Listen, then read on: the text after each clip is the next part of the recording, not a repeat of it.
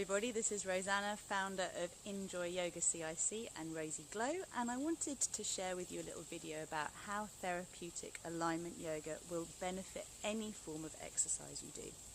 I am an Anusara inspired trained teacher.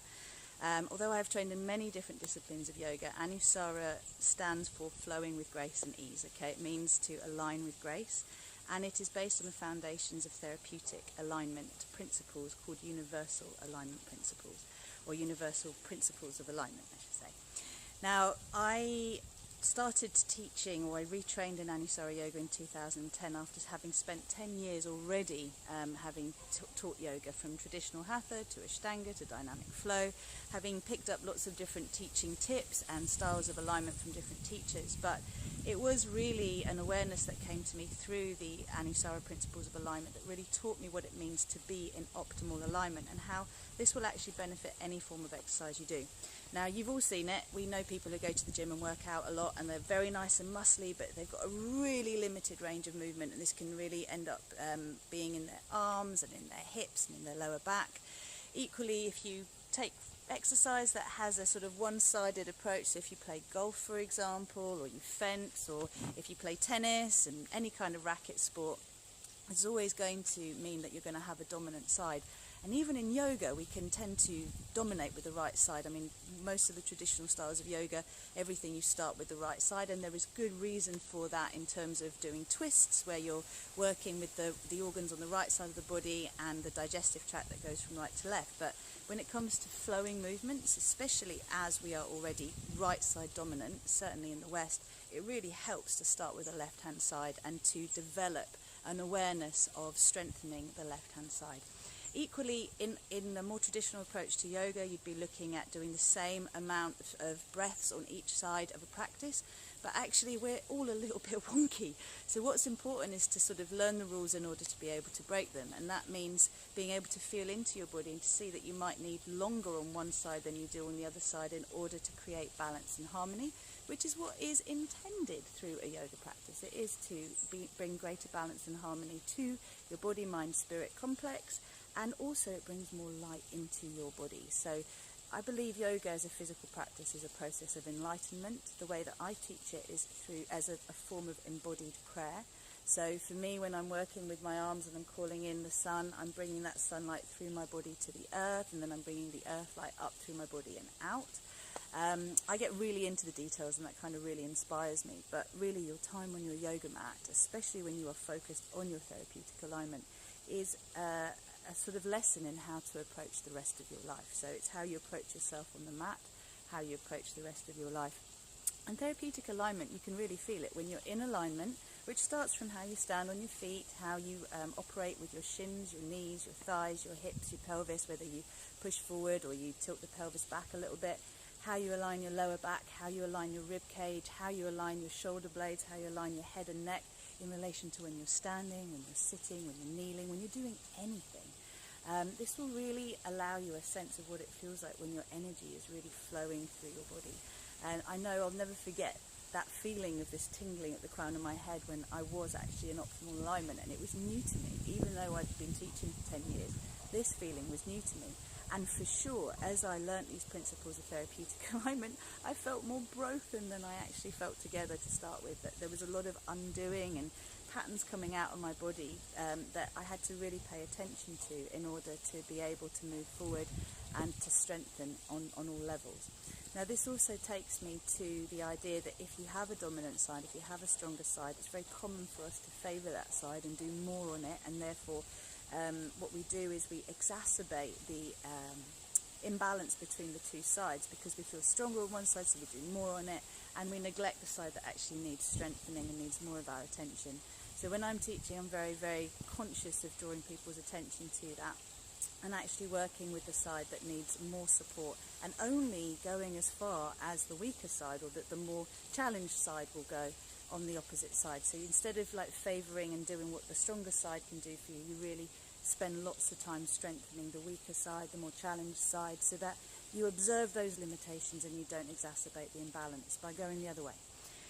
How does this really help everything that you do? Well, I see people who are really built up who actually have got all sorts of issues with their pelvic floor, with piles, with hernias, because they're weight bearing, they're pushing up, but they're not knowing how to hold themselves internally so that they're not doing themselves damage. And gravity is going to push everything down if you're pushing up and you don't know how to pull yourself up. So having an awareness of your core, of your pelvic floor muscles, it's not just your perineum. There's a whole elasticity in the base of your pelvis, your undercarriage, that strengthens and builds the elasticity of your core. And that's what you really learn from therapeutic alignment, is if you have a banded practice, for example, you'll be able to find when the energy is flowing through your diaphragms because of how you're standing on your feet, what you're doing with your knees and the rest of your body. And even fertility issues are affected by the way we stand in our bodies. I really see this a lot with women in the corporate world and how they push their hips forward and lock the pelvis forward, and this actually can cause some displacement of the uterus. It can cause strain in the fallopian tubes, and you just learn to stand in such a way that is actually really not optimal for your well-being, both digestive and reproductive health. So whatever you do exercise-wise, therapeutic alignment principles that you'll learn through yoga, through a style of yoga or a teacher who practices these, and for me it's a combination of the Anusara principles of alignment and the training I did with an amazing yoga therapist called Bo Forbes. Also my training as a birthright tutor, which has taught me a lot about undoing patterns in the body before we bring alignment into it. So I have an approach that kind of combines all three to bring us into a place where yoga really becomes very enjoyable, and you can take the principles that you learn to anything else that you do. So what will happen is you'll find that your flexibility will increase in any other exercise that you do, your endurance will increase, your ability to enjoy what you're doing rather than reap the results afterwards, the ability to keep your breath regular and to deepen your breath so that you expand your lung capacity, the ability to keep your heart rate steady and to recover quickly when it actually does sort of go over and you bring it back to a resting pulse. All of these things are indicative of the internal systems of the body coming into harmony with each other. So you're not just doing exercise for the benefit of the endorphin release and therefore the stress release, but you're actually harmonizing all of the systems of your body, particularly calming the nervous system and the endocrine system that work together. And this will have an effect on your cardiovascular, your digestive, your reproductive, all systems of the body. It's going to protect your joints so that you can basically do more for longer. And it's learning again the impact of things we do. So those of you who are runners, in terms of the knee, the ankle, the hip joints, you really need some rest and recuperation if that's something that you do regularly. So creating length, expanding, nurturing and nourishing the joints with prana, the benefits for dancers, for gymnasts, for anybody who does endurance work. It's about matching the type of yoga that you do to the other exercise that you do and what you need from your yoga. So it's not just any yoga that's going to benefit you. It's very important to pick a style that is going to support what you're doing already.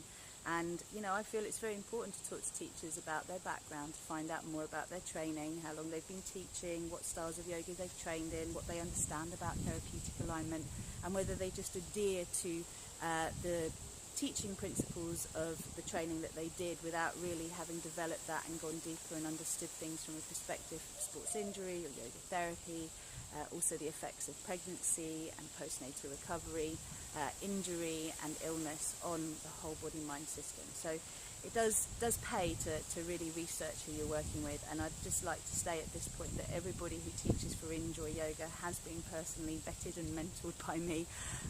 They're all invited to do extra training by coming along to the different workshops that I run, and I run personally the therapeutic alignment workshop. I also run the yoga for anxiety, depression, stress workshop, fertility work, postnatal realignment, birth prep, core strengthening. We do all of that, and it's open to anyone whether you come to our regular classes or not, but our teachers will and are open to deepening their practice. So whatever training style they come to us with, they will also learn therapeutic alignment principles in alignment with how I have learned over the years and incorporated. My personal style of yoga is called multi-dimensional yoga, and if you're interested in that, you can find it on the Rosy Glow YouTube channel. There's a whole load of multi-dimensional yoga videos there, and this incorporates a 13 chakra system, so moving beyond the 7 chakras of the subtle body, which is more traditional in the more popular forms of yoga.